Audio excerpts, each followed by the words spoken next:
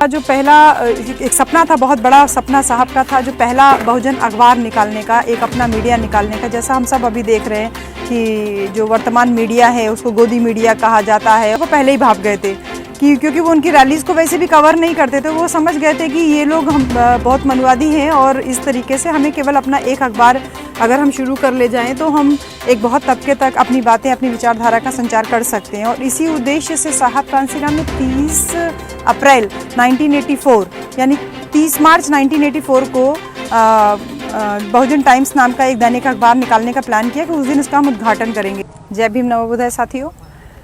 दोपहर में connection interrupt हो गया था, तो जो बातें कर रहे थे वो कल सुबह हम लोग किया जाएगा। अभी मैं साहब की एक पुस्तक पढ़ रही थी, साहब के जीवन के बारे में। उसको पढ़ के इतनी प्रेरणा मिल रही थी कि चाहे लॉकडाउन हो या कोई भी किसी तरीके की विपत्ति हमारे ऊपर पड़े, लेकिन हम लोगों को काम करना बंद नहीं करना चाहिए, किसी भी सूरत में नहीं करना चाहिए काम बंद।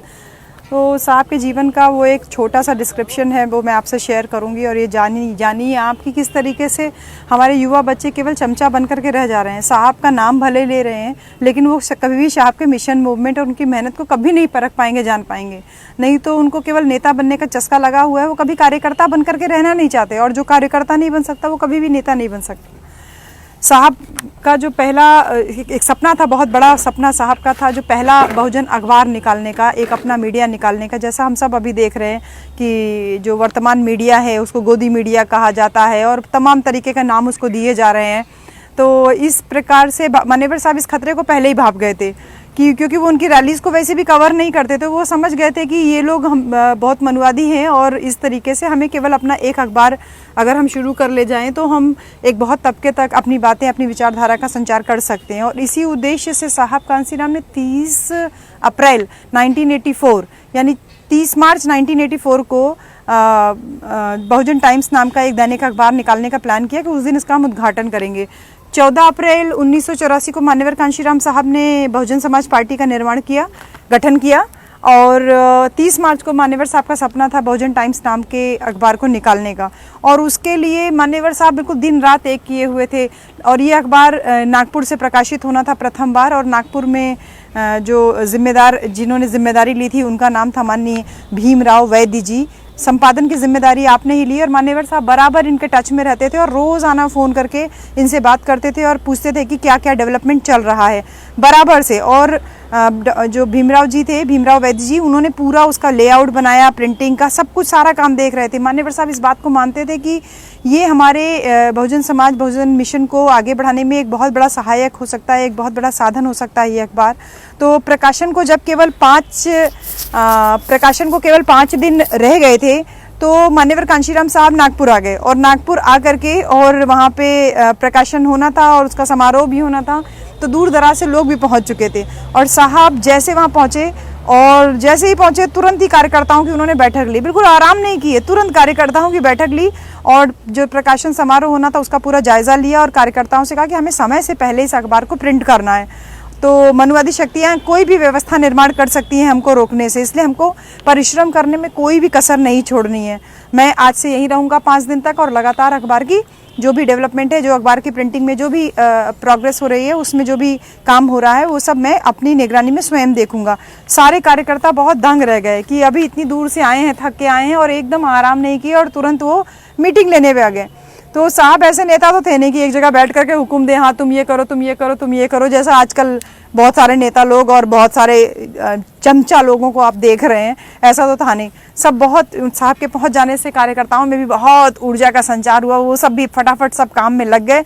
और साहब कांशीराम बेसिक प्रकाशन में बहुत सारी मतलब परेशानियां आ रही थी, लेकिन साहब क्योंकि पहुंच गए थे, सारी परेशानियां बहुत मतलब जैसे आराम से जो है निपटती चली जा रही थी।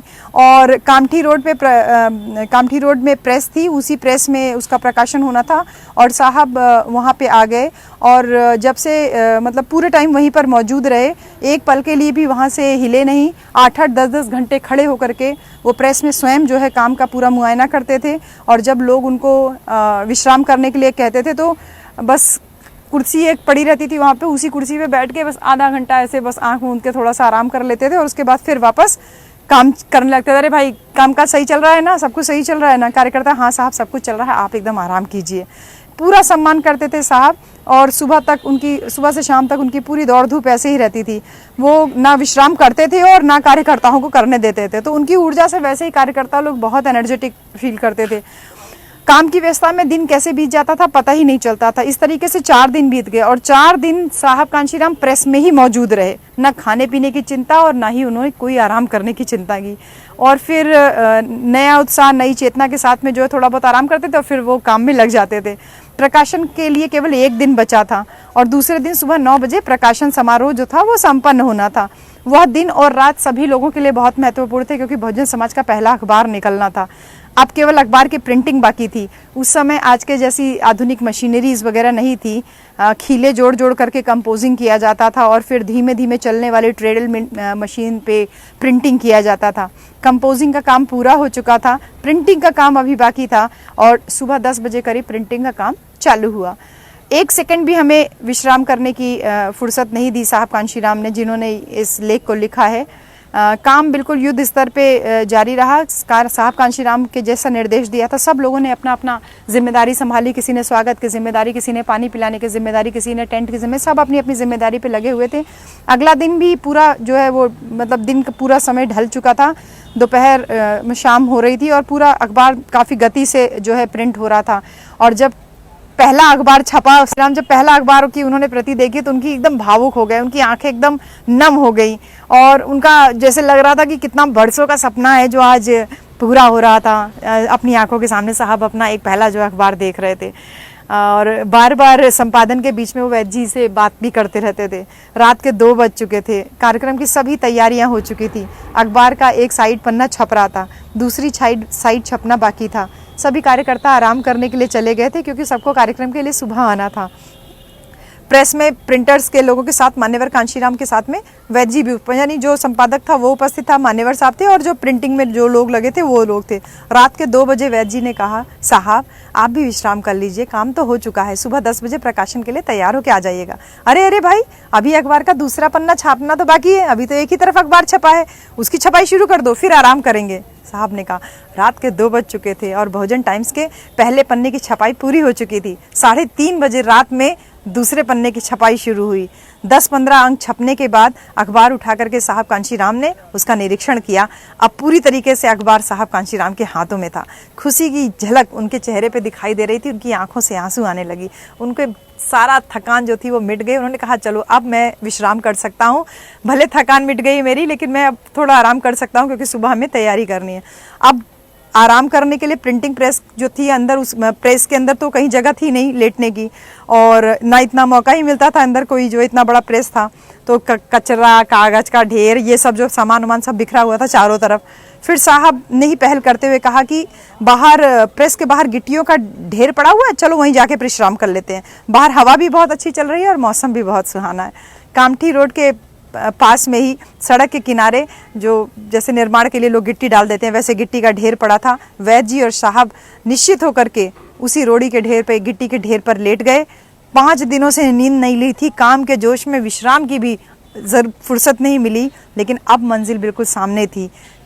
थोड़े ही घंटे के बाद प्रकाशन समारोह शुरू होना था। अब थकान जो है एकदम चरम सीमा पे थी, आंखें एकदम बोझिल होने लगी थी। थोड़े ही मिनटों में साहब कांशीराम उस रोड़ी पे खुली गिट्टी पे सो गए, बहुत गहरी नींद में। ना चादर बिछाई, ना ओढ़ने के लिए कुछ था वहां पर। मंजिल की धुन में चलने वाले इस राही को साहब कांशीराम उस खुली रोड़ी पे ऐसे सो गए। उन्हें बिल्कुल भी होश नहीं था। थकान की वजह से उन्हें पता भी नहीं कि मिट्टी, वो रोड़ी जो है वो चुभ रही है, गिट्टी जो है वो चुभ रही है।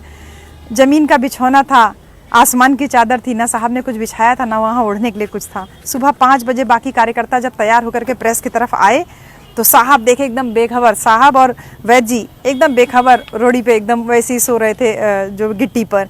आवाज़ देकर के उनको जगाया। साहब जगे और एकदम खुशी वाली मुद्रा में थे। थकान मिट चुकी थी। सुबह के कार्यक्रम के लिए सब तैयार होकर चल। इतनी मेहनत की थी साहब कांशीराम ने, तब अपना पहला अखबार निकाल पाए थे। और आजकल के युवा लोगों को देख लीजिए, सिर्फ चंद जो है मनुवादी लोगों के फेर में आ गए, उनकी बातों में आकर के। आपने कैसे साहब कांशीराम के मिशन मूवमेंट को हाईजैक करने के लिए सोचा भी? आपने कैसे साहब कांशीराम का नाम लेने के लिए भी सोचा? आप एक मिशन मूवमेंट नहीं चला पाए साहब कांशीराम के जैसा, और अपने आप को आप साहब कांशीराम का उत्तराधिकारी बोलने की हकदार बना ले रहे हो। हाँ, ये कैसे हिम्मत पड़ जा रही है आप लोगों की।